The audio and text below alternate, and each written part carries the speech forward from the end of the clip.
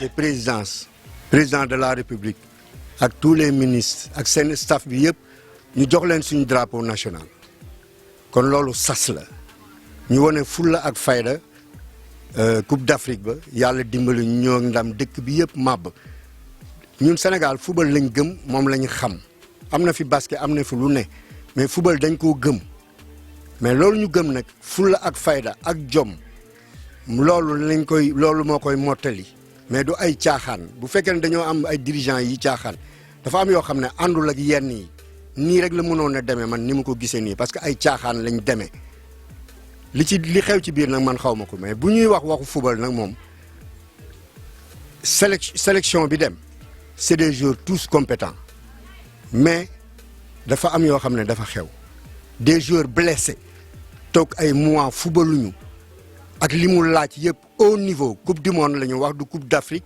du championnat Sénégal c'est un football de haut niveau nga fay daje de très grands joueurs comme ay Mbappé ay Messi ay Ronaldo ñooñu caaxaan joxul dawalu leen pour nga gagner leen il faut remuer ciel et terre am nañ booy yu mën a football yu xarañ yu mën a football mais ñooñu bu ñu demee di football fulla ak fayda la ñuy wone mais du ma jël ay joueurs yu blessé di leen yóbbu suñ premier match contre France yàlla dimbale nañu on a fait un très très bon premier mi-temps mais premier mi-temps boobu bi mu jàllee gis nañ faille au début de la deuxième mi-temps mais nañ def changement à temps bu ma jógee ci loolu mais changement yi man en tant que comme cadre yi ñuy wax nii les cadres là ñoom waroon nañu am fulla ak fayda ne man am naa blessé naa man ma wax entraîneur bi génn ma mais problème bi yëpp ñàkk sérieux la mais waroon nañoo passé fii li ma ciy dolli mooy que ne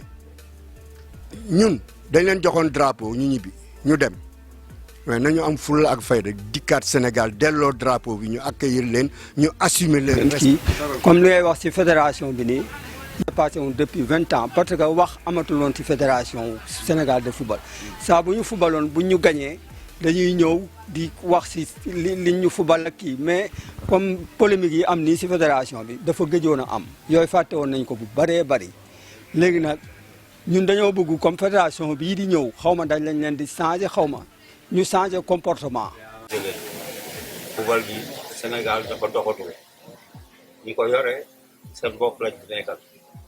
te réew mi ñun ñëpp ko bokk bu la dara taxee jóg boo defee dañ ciy def fulla ak fayda te pour seet sa intérêt personnel wala ngay seet intérêt groupe loolu amul fenn moo tax suñu football du mas a avancé tubaab yi ci ñoom la ñu war a xool bu ñuy football dañuy football sérieusement def leen ko anti ku ne dem ñibbi mais Sénégal dañoo bëgg ay mbaay ak ci foofu yooyu taxawul loolu moo ñu gën a taateel bu ban si fowukaay da nga koy def ci fulla ak fayda. maanaam par exemple bu fekkee ne expertise locale moom la ñëpp d'accord. dëgg la local. mel ni Pape Fall boo ko jëlee moo gars yi ñoo am diplôme. moom boo ko jëlee par exemple comme sélectionneur directeur technique wala xabaar. moom mën naa wut équipe bu baax bi ñu xam ne. typiquement local lay doon. dëgg la ñooñu bu ñu defee benn collège boo xam ne. moom mooy principal bi wala keneen ak yooyu ñoom dañ mën a waxtaan ba yore suñu équipe bi. parce que xam nañ fa la xam nañ fii. mais est-ce que bi comme nañ ko waxee xam nga ñoom dañuy bële ñoom dañuy doog a ñëw peut-être Ablaye Sow bi nga xam ne yàgg na fa moo Amadou Kane moom ñoo leen di waroon a guider mais ñoo gën a bon man duma ko nëbb dama koy wax ñu dañoo mer man dama koy wax yëpp dégg ma bu yeboo après ñoom ñu jël si ma mais fédération ñoo gën a yàq suñu équipe dañoo bëgg a jël lépp teg ko Pape Thiaw c'est vrai dem na mais fédération ñoom seen bopp ñoom ñoo war a leeral suba li ñu def Ablaye Fall moom ak ñoom Ablaye Sow moom Amadou Kane 0 laa leen di jox ñoom ñëpp maa ko wax man Malick Sène maa ngi dëkk fii dama ne da nga ñëw Sandassou quartier bi ñu naa Sandassou de Mbour fii mooy fiefu Omar Touré buntu këram nga toog nii moo njëkk a nekk international moog Pape Fall ñu footballandoo Caire 86 moo doon football latéral gauche nekkoon capitaine Jaraaf fii mooy buntu këram ñun ñii ñëpp ay rakam lañu Pape Fall mii ñoo footballandoo bi muy jógee Dakar di ñëw Mbour en 78 football si fi nawetaan moo tax sunu club ñu naa ko IFA Mbour di am ndax keroog moo ñëw éliminé Mango Souma dóor leen 1-0 ñun ñu mer moo tax ñu formé IFA Mbour di ba tey jii Torekunda am ba Mbour peut-être Côte am ba Mbaye Dia mën koo gérer tey. Pape maag soxnaam ñoo doon ñooy ànd depuis ma doonee xale ba léegi bi muy football ba léegi laa xam Pape Fall ba ni mu arrêté te ma gis équipe bi ni muy doxe man damay seetaan football parce que sama doom day football sama borom kër day football kon xam naa bu baax ci football am na lu ma ci xam léegi Pape Fall nekk Sénégal di doomu Sénégal ñiy football doon sénégalaise kon xam nga ne loolu man daf may jaaxal ci li tax mënuñoo dugal Pape Fall pour mu dugg ci biir ndax Pape Fall li muy def xam na ko li muy def xam na ko waaw yàlla laa ko seereel barke Seydina Mohamed li muy def xam na ko ndax am na ci diplôme man looloo ma jaaxal am na ci diplôme te mën na koo doxal Sénégal mën na koo doxal te loolu moo ma jaaxal ci affaire bi looloo tax sax ma di ci wax nii parce que loolu jaaxal na ma torop te muy sénégalais li tax mënuñu koo dugal ci biir ah loolu rek laay wax loolu rek laa am lu ma ciy wax li tax mënuñu koo dugal ci biir mu diriger xale yi.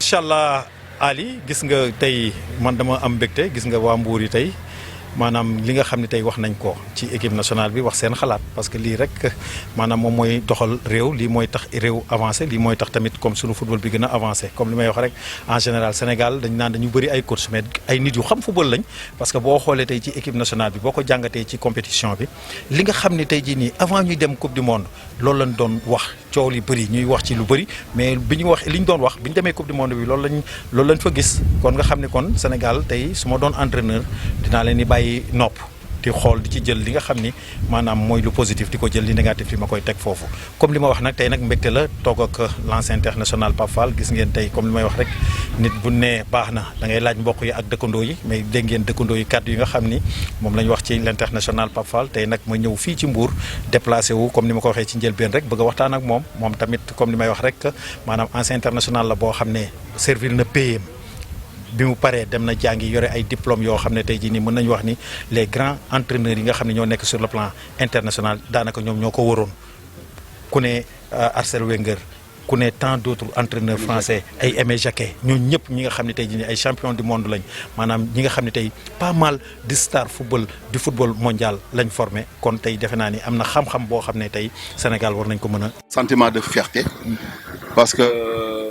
xam nga as yow da nga nekk taalibe Sëñ Tuba dëgg la gis nga àdduna xam nga li ci gën a baax mooy nga am humilité nekk nit ku woyof dëgg la am le sens du partage ba pare affaire yi nga mun ko bokk ak ñëpp dëgg la nekk en toute simplicité man ak yow dañoo bokk fi ñu dëkk dëgg la yow da nga nekk benn tali bi man ma nekk waawu ñaay dëgg la ñun ñoo dëkk dëgg la donc ñun ci lii la ñuy yaree quoi en toute simplicité ñun ci lii la ñuy yaree ma kontaan sama grand yi nga xam ni répondre nañ ces questions yi bu baax a baax en quelque sorte et vraiment di la remercier bu baax aussi sur ta venue ici quoi vraiment sa ñëw bi vraiment te fi mu ne nii yaa ngi daw un peu partout vraiment pour lutter pour le football local en plus donc vraiment sa ñëw bi vraiment c'est ça fait chaud au cœur vraiment kontaan nañ ci trop merci li ma war rek laay def comme li may wax rek chaque jour moom lumière bi ak valeur bi nekk ci yéen moom damay bëgg chaque jour muy briller parce que loolu moo ma war ndax reconversion bi moo obligé pour ma def loolu di wax ni nag ñu ñëw ci actualité gis nañ Pape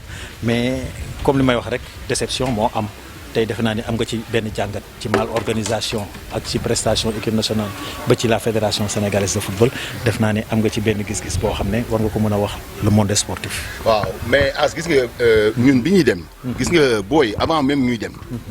xam nga le gros problème qui se pose c'est que xam nga li gën a bon ci àdduna mooy anticiper. dëgg la te gars yi bi ñuy dem wóor na yàlla que ni man d'après man en tant que technicien j'ai senti que les gamins ils étaient pas déjà prêts. dëgg la parce que aussi mënoo yóbbu benn équipe boo xam ni benn équipe mënoo yóbbu aussi benn équipe boo xam ni. vraiment xam nga li gën a bon mooy yóbbu équipe boo xam ni joueurs yi. am na ci ñoo xam ni ils sont pas vraiment prêts à 100%. donc ça fallait vraiment xool affaire boobu et puis en dehors de ça il y a l'aspect aussi concernant Malang Sarr qu'il faudra encore relancer le truc de Malang Sarr aussi. dëgg la waaw parce que le truc de Malang Sarr les gens ils ont insisté auprès de ce gamin parce que tout simplement que xamoon nañu ko war nañu mën a indil benn rendement bu mag. léegi nag 3 mois as boo ko toogee football loo dans la haute compétition. il te faut 3 à 4 mois pour revenir en forme. léegi il faudra poser la question aussi à nos entraîneurs à nos préparateurs physiques nos préparateurs athlétiques yi nga xam ni nekk nañ ci sélection bi ñu laaj leen comment cela fait que ni ñu bëgg a introduire d'un seul coup ñu bëgg introduire Kalidou bëgg introduire Gana ay ñoo xam ne toog nañu yàgg football luñu dans le haut niveau yow tu as fait le haut niveau xam nga nu mu demee l'intensité physique qu'il y a dedans la vitesse qu'il y a dedans munoo pare ba pare nga dem ci dëkk boo xam ni mi ngi yore benn canicule boo xam ni ay 40 degrés 41 degrés mais loolu foofu munoo fa yóbbu ay joueurs yoo xam ni au niveau vraiment physique ils sont pas prêts voilà on a joué maintenant le premier match contre la France foofu nag dinaa fa def benn point. waaw ñëw ci rek waaw def ko waaw kii ko résumé waaw résumé ko waaw parce que contre la France.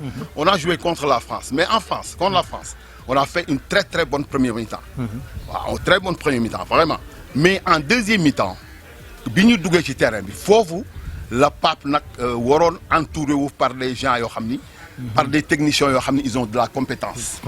Parce que ñun on a été sur le banc des équipes pro pendant des années et des années. man def naa ci banc pendant plus de 10 années ou 12 ans.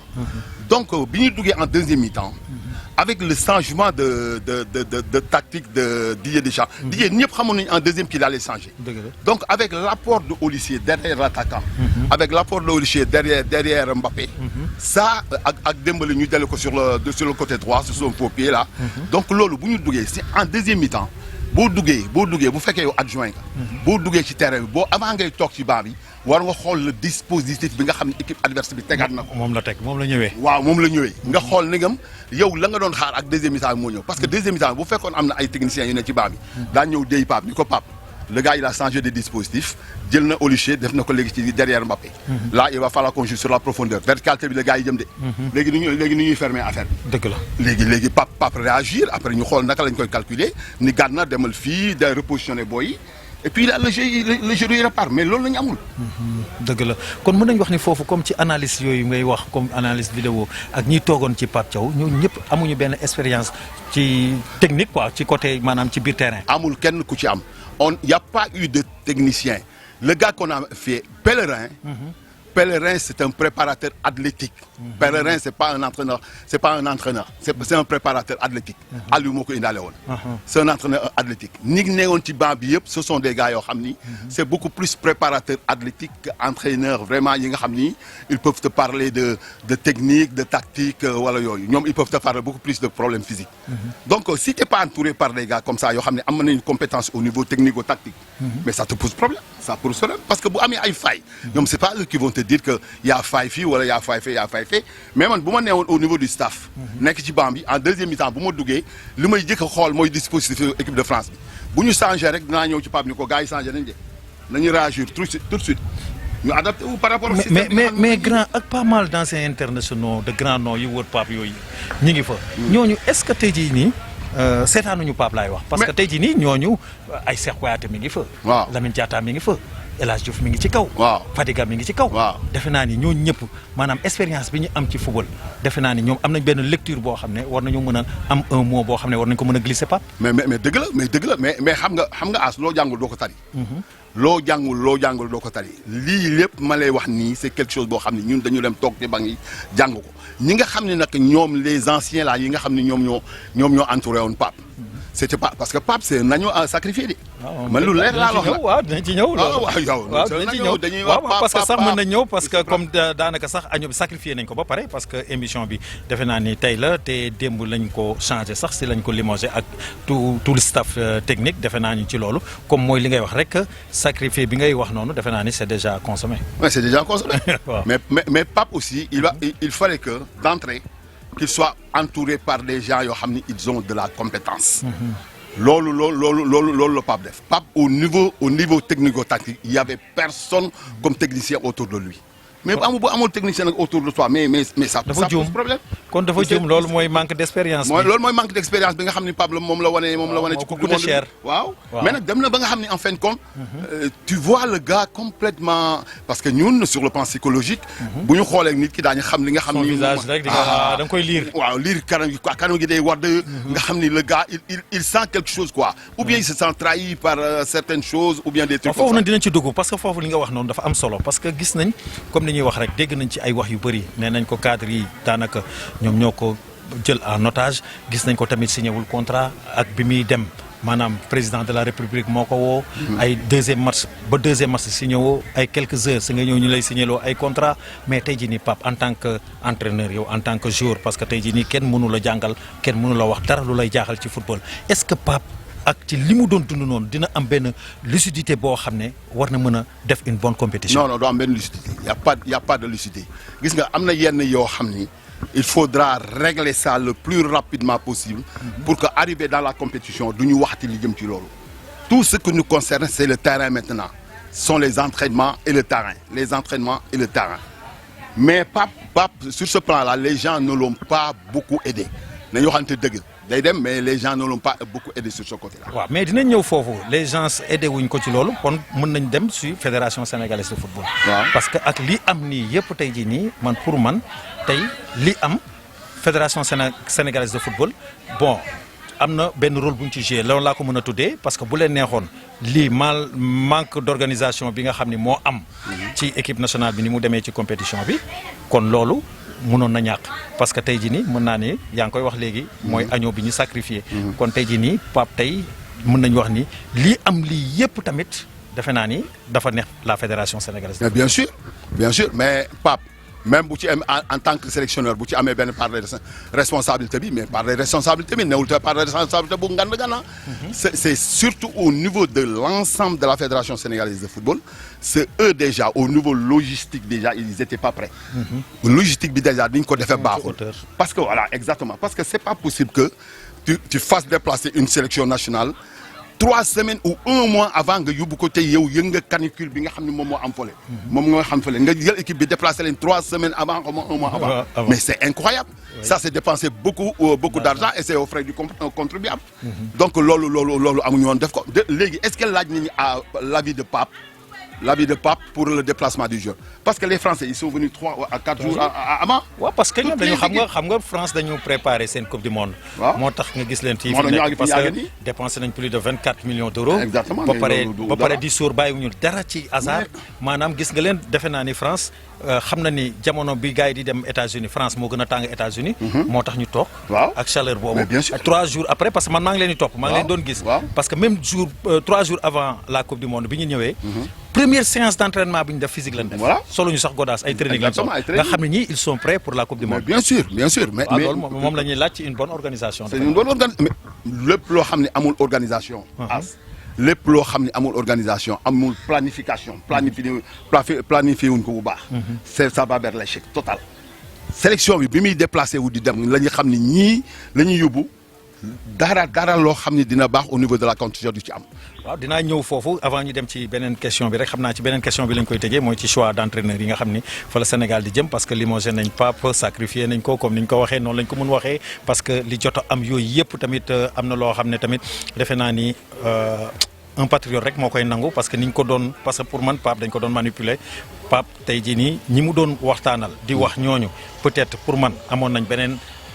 plan B boo xam ne mi ngi woon seen xel boo xam ne moo nekk seen xel waaw parce que loolu rek lañ ko mën a gis parce que ñun xel lañ am di réfléchir waaw parce que defe naa ni football intelligence en mouvement la waaw ku cuune du ko def kon nag ñun suñu intelligence boobu ñu amoon ba ñu am ci benn dayoo ci football defe naa ni loolu suñ ko utiliser ci li ñuy liggéey ak di lire di xool defe naa ni war nañu mën a wax di wax ni nag ñu gis fédération sénégalaise de football boo xam ne tey jii nii mën nañ wax ni loo xam ne defe naa ni dépassé nañ ko depuis des dizaines ou vingtaine d'années ñu gis benn fédération boo xam ne tamit ci seen biir jubóowuñu parce que loolu gis nañ des fois sax di ngay dégg ñu ne nit ki daa enregistré kii ñëw tegal ko kii loolu lépp gis nañ ko ci dégg nañ ko ci biir fédération bi wax ñu nag ni dëgg la maanaam yooyu nag fee yi nga xam ne mi ngi am day tax tamit ñu naan est-ce que loolu du dëgg parce que dañuy gis fédération bu dagg boo xam ne gis nañ ci en pleine coupe du monde gis nañ benn vice-président boo xam ne dafa buddeewu gis nañ ko ñu bind ko wax ko loolu lépp mu nekk ay signes yoo xam ne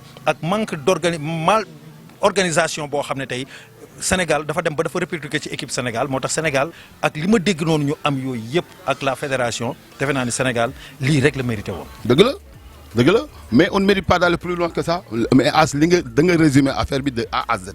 Concernant la fédération sénégalaise de football déjà sur l'organisation de la coupe du monde déjà ils ont eu tout faux ils ont tout faux. Il y a rien loo xam ni def nañ ko loo xam ni baax na au niveau de la sélection nationale. ñoom ils n'ont pas aidé cette sélection là mais du tout. mais lan moo leen ci war a fekk kon ak li am nii yëpp ban jàngat lan tey jii nii. mais as leen ci war a fekk dafa leer rek. ça c'est l'État qui doit prendre ses responsabilités. c'est pas le fait d'aller voir la FIFA la CAF les ñooñu ils n'en ont rien à faire. dëgg la c'est à notre gouvernement à notre État maintenant de prendre les décisions qu'il faut des décisions inappropriées yoo xam ni dañ koy accorder au niveau de cette sélection nationale ñoom affaire bi ci ñoom la fi mu ne nii y a que l'État qui peut faire quelque chose as mais di wax ni kii dàq na kenn mënul dàq kenn. Les gars ils ont été nommés. Donc c'est à l'État de réagir si on lance un appel il faut lancer un appel à au président Diomaye. Il faut lancer un appel à Djamil Faye qui est le conseiller du président de la République et lui dire de voir tout ça parce que ça va être très très facile de laisser tomber une chose comme ça parce que là on va droit au mur kenn mënul bàyyi affaire bu mel ni mu jàll. dëgg la kenn mënul bàyyi affaire bi mu jàll defe naa ni loolu mi ngi ci camp wu les autorités sénégalais. parce que comme ni ñuy wax nii rek ak déception bi nga xam ni yaakaar bi tas bi nga xam ni moo am ak fi nga xam ni tey jii nii comme li may wax rek maanaam. étoiles yi Sénégal yóbbu ci coupe du monde bi xam naa moo doon nëbb lu bëri. moo taxoon tamit ñu demee ci benn confiance. defe ni mën nañ nëbb yu bëri. waaye comme li wax lu dul dëgg du yàgg. waaye ñun ñii nag toog di wax comme ni may wax rek defe naa ni ñaar ñii toog. am nañ pour wax ci football Sénégal. defe naa ni ñii toog am nañ pour wax ci football Sénégal. mais waxuñu ci nag ci ngir ay parparloo. parce que ñun li ñu ñoxal mooy pour suñu football bi dem ci kanam. parce que bëgg nañ suñu doom yi di ñëw. maanaam fekk fi loo xam ne tey jii nii buñ ko wàccul li ñu bëgg ci football dinañ ko am. parce que Sénégal dafa bëri matière yoo nga xam ne yu am solo yu fi nekk sur le plan entraîneur ba ci dirigeant. ba ci ay joueurs. kon nag li ci des mooy ak institution waaw benn institution. waaw lépp mi ngi fi comme ni nga ko waxee. maanaam loolu lépp mi ngi fi. kon nag li ci des moom mooy organisation te sunu organisation bi ba léegi amaguñ ko ci football Sénégal parce que comme li ma koy wax chaque jour duma ci tàyyi di ko wax ndax Sénégal résultat yi muy def équipe nationale bi moo nëbb manquement yi nekk ci football Sénégal dafa bare bari ba nga xam ni nag ku ci wax des fois mën nañ la dëkkal foo xam ne sax dëkkoo fa nekkuñu foofu di leen mere waaw di leen mere man seen affaire la maanaam ci loolu maanaam ñun li ñu ñor mooy sunu football bi dem ci kanam loolu duñ ci taay te am naa ci benn engagement boo xam ne ak détermination damay ñaan rek yàlla aar ñu mosul ñu ci ay pexe noon yi ak seen ay pexe ba nga xam ni tey jii nii li ñu bëgg mooy sunu football bi dem ci kanam te am nañ ci yaqin ak ngëm-ngëm ni football bi dina dem léegi dañuy dem ci le dernier point bi ma doon wax rek maanaam moom mooy gis nañ ci choix entraîneur mais avant may dem ci point boobu damay ñëw ci Pape parce que tey jii nii xam naa ni dinañ defe ni xëy na sax dama lay ragal. te fekk def loolu parce que asma mun ku ko xam-xam ni valeur ak lumière rek laay dox parce que bëggoon naa ñëw tuuti Pape parce que bëggoon naa ñëw tamit parce que Pape da nga yàgg ci équipe nationale Sénégal nekk sur le milieu professionnel nekk entraîneur en Europe ci ay équipe première division est-ce que mën nañ ñëw tuuti rek ci diplôme yi nga xam ni am nga ko pour rek ma jàll ci leneen waaw mais man diplôme d'entraîneur yi man j'ai passé mes diplômes d'entraîneur je crois que j'ai eu tous mes diplômes depuis je crois que ça fait plus de 10 ans maintenant ba ma amee sama ay diplôme man j'ai passé tous mes diplômes de DEF à licence et UFA à passé sama diplôme nu mu tëddee encore DEF voilà licence UFA yëpp man j'ai tous les diplômes yi nga xam ni encadré nañ ko football et moi je suis allé même encore plus loin que les diplômes encore. mais tamit France tamit nekkoon na Clermont. mais ñun Clermont mais ñun on a ñun on a fait suñu genn wàll on était mariés mais suñu famille li ñu doon gis du bare. ñun on a été tous les 15 jours à Clairefontaine en train d'apprendre. fi nga xam ne Didier Deschamps fa la génne. fii Laurent Blanc génne. fii ñeneen ñoo ñëpp génn ngeen leen di dégg. ñun fa lañ génne. fa ngeen génne. y avait les Aimé Jacquet. y avait les Domenech. y avait les René Girard. y avait les Henri Émile ñoom ñëpp a ngi woon foofu suñu session yooyu ñu leen def au niveau du diplôme. ñun dañoo tarbiyu de. dëgg la waaw dañoo tarbiyu macha allah comme mi ngi noonu. comme parce que des fois da ciy baax parce que des fois comme kii. toog dégg ngeen fi nga xam ne fa la jaar ak ñi ko xam ne ñoom ñoo ko entouré woon bi muy def diplôme yooyu kon am na pour jege le football sénégalais ci côté yëpp kon nag loolu nag da ciy baax tamit ñu koy xam parce que anciens internationaux yi keroog maa ngi koy wax ci sama émission nekk anciens internationaux rek taxul ni dañ la war a jox équipe te jàngoo. déedéet. non yow nga jàng. waaw man nag su may wax damay wax ñii ñoo tax may wax. parce que ñii kenn mënu leen nax ci football te dañu jouer au niveau ba pare jàng yore ko téye ko nekk fii ci petite catégorie yi. di def seen liggéey di ci def social. di jàppale xale yi ndaw yi. mais pourquoi tey jii nii waruñu mën a ñëw jege nekk ci staffu équipe nationale Sénégal. mais pas rek ñu defe ni benn génération rek moom mooy footballu Sénégal non non dañu bëgg ñu bañ a jaawale cérébralité ak ay diplôme ak compétence pour mën a nekk ci équipe nationale loolu mënut a ñàkk moo tax nag ñun duñ ci taay di wax dinañ wax lu ñu ci fekk nag ñu jël rek digérer ko rek tëdd nelaw loolu moom amul problème ñun ay Baye Fall lañ te ñun am na yoo xam ne. léegi daañu ci reste benn affaire. waaw parce que les pour déposer nos candidatures là. il faut que ñu wax ko. waaw fa laa doon ñëw. parce que waaw moom mooy parce que question bi. exactement waaw parce que mi ngi noonu parce que ci loolu laa doon ñëw. parce que tey jii nii. Pape Thiaw bon bokkatul. te ñu ngi jëm ci un nouveau entraîneur. parce que gis nañ tamit comme ni nga waxee léegi wax nga ko fi ci ay diplôme parce que tey jii nii est-ce que tamit sa xel nekku ci tamit pour nga déposer pour nekk entraîneur équipe nationale parce que tey jii nii defe naa ni expertise locale.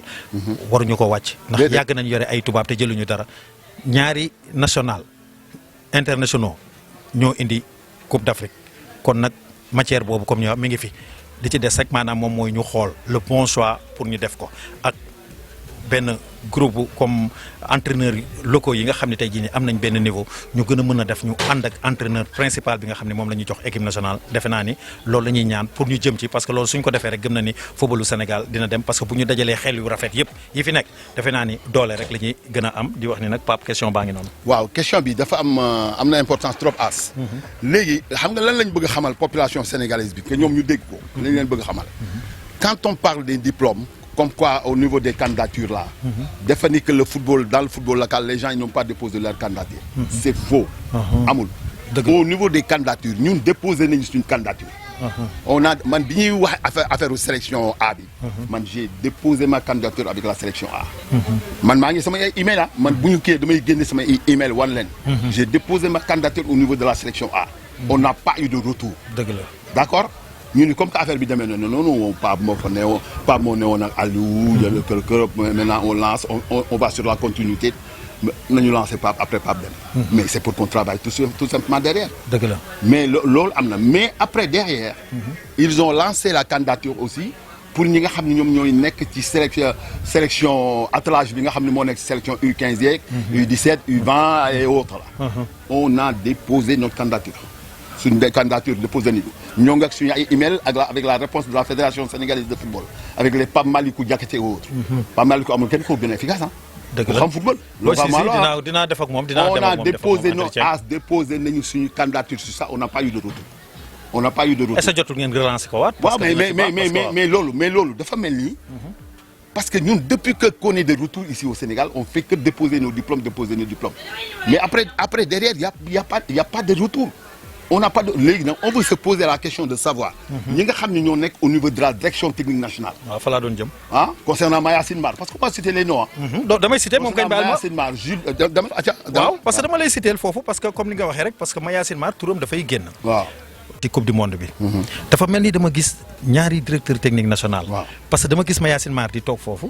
Souleymane Diallo mi ngi fa. Mayacine Mar kooku tey dañu waxoon ni mi ngi Ouganda. dafa dem foofu pour jàppale leen ci football. Est-ce que am na droit ñëw di affiché wu ak équipe nationale Sénégal. Mais il n'a pas le droit. Il n'a pas le droit. Mais là, cette question, il faut la poser à Abdoulaye Fall.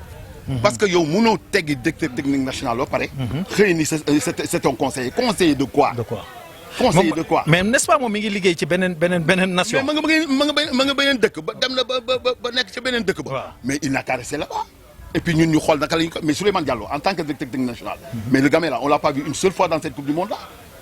C'est le patron du football sénégalais. C'est lui qui gère notre football. On ne l'a pas une seule fois vu sur le terrain ou bien voir par... Est-ce que lui-même il discute avec Pablo? Est-ce que nous aidons pas pour voir pas? Parce que si affaire yi doon am parce que da nga naan est-ce que ñii doon nañ waxtaan ak Pape. Mais parce que exactement. waaw parce que li ñu am ci xam-xam. Bagage. waaw ba pare ci bagage. ba Waaw. pare ñuy gis yenn affaire yoo xam ne yu élémentaire. Yu élémentaire di am. yu am waaw Mais quand loolu même. da ngay waaw bu boobaa da ngay. Sa da xel ngay day dutal tey. sa xel day tey. waaw parce que bi ngi noonu parce que. xel ni bu mu tey dañoo bëgguloon dimbali Pape c'est tout Ah. ils voulaient pas aider Pape Ah. parce que ñoom waroon nañu génn normalement mais bi ñuy intervenir au niveau technico-tactique et autres là pourquoi on n'a pas vu Souleymane mais waroon nañu ko gis mu ni lii ak lii ak lii la wala mu dem wax ak Pape wala dans la salle après les réunions man wax naa leen ko nee naa leen normalement bu ñu la installé comme directeur technique national moom moo yëpp ak sélectionneur avec les adjoints gis nga as loolu bu amee ba ñu installé gars yi ba pare foofu ay nelaw ak ay sieste ak ay waxu seen affaire wu kañaw loolu amatul. Maintenant on est à la disposition de la sélection nationale.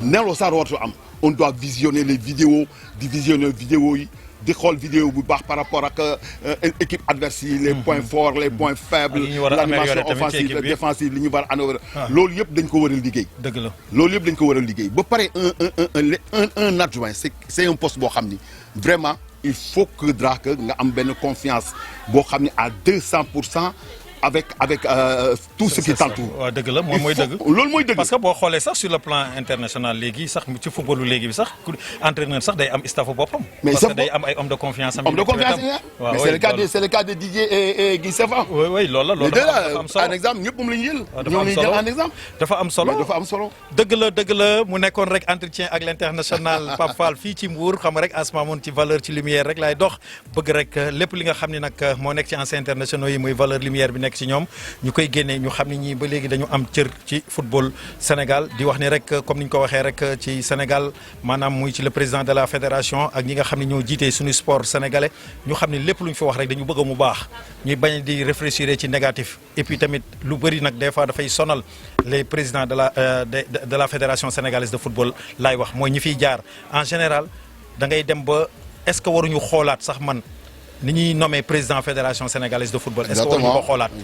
parce que da ngay xool parce que des fois dafay am ñoo xam ne dañuy sonn ci yow nañu fal kii fekk yow bu ñu la falee ba pare ñoom est-ce que am nañ compétence. ñuy gis benn remarque parce que ci fédération gis nga sax problème yi ci amoon bi ñuy nommé Ablaye Fall gis nga ji moom ak ay Madi Touré gis nga après fi ñu demoon gis naa ñuy génn. di féliciter tamit Sénégal encore di ñëwaat rek waaw di wax ni gis nañ maanaam kii bi nga xam ne rek circulaire boobu dugg. grâce à Papa waaw grâce à waaw. grâce à Papa waaw comme ni nga ko bëggee rek lañ koy waxee. waaw di wax ni loolu. waaw di wax ni loolu lépp nag. waaw dafa nekk loo xam ne tey footballu Sénégal liñ ci war a xoolaat bu laajee réforme sax. ñu nelaw rek affaire yi daf ñuy romb. comme li daloon dañuy dem ci désert bi. exactement te loolu lépp war na mën a ñàkk. lu naan est-ce que waruñu xoolaat ci loolu parce que dafay bëri affaire copinage bi mooy dem ba nga xam ni. dañuy jël otage sax le président de la fédération. ñi ne ci division régionaux yi. di leen jàppale sur le plan financier ba nga xam ni ëllëg otage la ñuy nekk. pour voter leen loolu lépp xam nañ ko après loolu lépp naa ci wax am naa ci lu ci bëri yoo xam ne war naa ko ci wax ak ci parce que waaw spécial laa koy def yooyu yëpp mi ngi ci dinaa ci def spécial ba ci AIFS bi nga xam ne lan nekk sax am naa ci benn spécial boo xam ne tamit war naa ko ci def xam naa dinaa ko tëjee émission bi di wax ni nag loolu lépp nag mënuñu ko ci woon ñàkk a wax damay dem rek retourner ci l'international di wax ni rek daanaka def naa ni wax nañ lépp ci des rek moom mooy kàddu gu mujj gi lan ngay conclure ban conclusion ngay def ak nga tàggoo d'accord li ñuy conclure as mooy di la gërëm di la sant sa déplacement parce que vraiment yaa ngi daw gis nga fi mu ne nii yaa ngi jugee ba Touba daw tali bi yëpp pour ñëw seet si ñu encore vers les coups de 17h pour ñëw defal émission spéciale bi te li la ci yëkkati yëpp c'est pour le bien du football sénégalais. loolu dong ngay doxoo leneen li ngay dox strict vérité la vérité rek ngay dox yoon rek ngay dox. léegi nag ñun li ñu bëgg a souligner mooy que ñun nous sommes des vrais patriotes. ñun on a défendu haut et fort les couleurs de ce pays. man j'ai été nommé 2 fois meilleur latéraux d'Afrique. Je faisais partie de la sélection africaine pendant deux Coupes d'Afrique des Nations. Donc ñun défendre nañ couleur bi pare après dem jàngi uti ay lijaasa ñëw ñibbisi pour servir suñu pays. léegi nag on veut faire part à la population comme quoi bu kenn xalaat benn yoon ni que ñoom Pape Fall dañoo bañ ñëw sélection bi ak dañoo bañ a lii loolu amul fenn. dëgg gi mooy que dañ leen woowul fenn. te ñun am nañu suñu fulaak suñu fayda boo xam ni buñ ñu woowul duñu tarbiwu kenn naan ñoo ngi dugg fi wala ñoo dugg fële mais nag football bi moom am nañ ci yoon am nañ ci place. comme yow mii di wax nii yore sa télévision bi léegi di ci wax am nga ci yoon am nga ci place parce que tu as fait le haut niveau comme ni ñu defee ñun le haut niveau. Donc c'est pour faire part à la population comme quoi on n'a jamais refusé quoi que ce soit. Et on est disposé on est à la disposition de notre peuple. saa yu ñu soxlaa.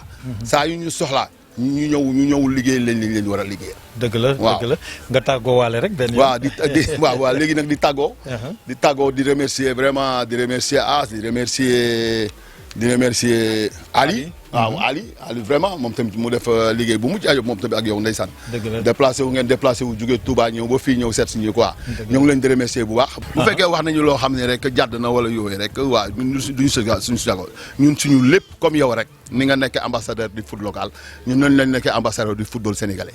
ñun li ñuy wax yëpp dañ koy jàllale ci l'international Pape Fall macha allah kaddu yi rafet na gis-gis bi rafet na valeur bi lumière bi matière bu baax bi nekk ci yow expertise boobu sénégalais yi dañ ko war a utiliser dañ ko war a jël kon nag dañuy ñaan rek mooy ndogal moom sunu borom lay jógee waaye suñu sañoon tey ak lépp luy am tey jii nii ci li nga xam ne rek lañu ci nomination yi suñu sañoon tamit nga bokk ci ñu ñuy nommé parce que tey jii nii am nga xam-xam bi am nga crédibilité bi am nga mën-mën bi macha allah kon li ñuy ñaan rek mooy xam-xam bi nekk ci yow dañ ko war a jëriñoo kon nag bal bi defe naa mi ngi ci ñi nga xam ne tey ñoom ñoo yore footballu Sénégal. waaw di wax ni nag kontaan trop tey xam naa ne tey amicale des internationaux de football du Sénégal dinañ kontaan bu ñu gisee as maam déplacé wu parce que dama demoon ci ñaan gi nga xam ne moo amoon ajuma fële ci Touba moo jubal si fii. di ñëw ne faw ma waxtaan ak sama grand parce que ci actualité bi moom day baax trop ngay dem ci anciens internationaux yi tamit ñu ciy wax seen gis-gis. ndax defe naa ni seen gis-gis buñ koy wax.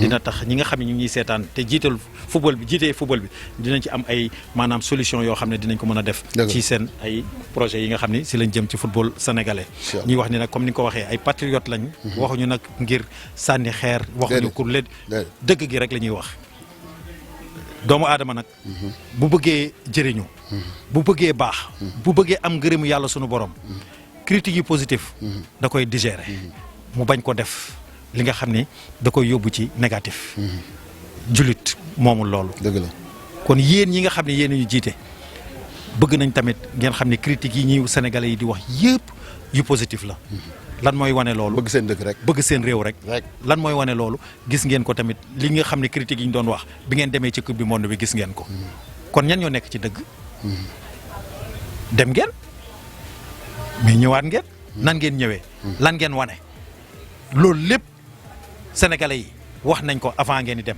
ba ci influenceurs yi ba ci ñi nga xam ne sax ñu ngi toog ci grand place yi kon ngeen xam ni Sénégal pays de football la dëgg moo tax ki nga xam ne mooy jiite nay bàyyi nopp bu baax bi ak les sénégalais parce que dina fa jëlee lu koy avancé loo dëgg la waaye nag ñu xam ni ci système yu yàgg yooyu ñu nekkoon ci football yooyu amatul mi ngi suñu ginnaaw yooyu mi ngi suñu ginnaaw dëgg kon yéen ñiy jiite nangu leen critiques yi ngeen positiver ko xam ni liñ fi wax lépp dañu bëgg mu baax di wax ni nag Pape kontaan naa trop tey ci dal bi parce que tey macha allah kontaan nañ rek macha allah ci dalal bi nga ma dalal ak internationaux yëpp maanaam ku ci nekk wax xalaatam ndax jot na pour ñu wax ndax seen xalaat dina nekk loo xam ne solution lay doon ci ñi nga xam ne ñoo jiital footballu Sénégal di ñaanal ñëpp jàmm ak salaam di leen jox dig daje ci beneen émission 100% football local 100% sport ki leen ko doon defar di l'international As Mamoun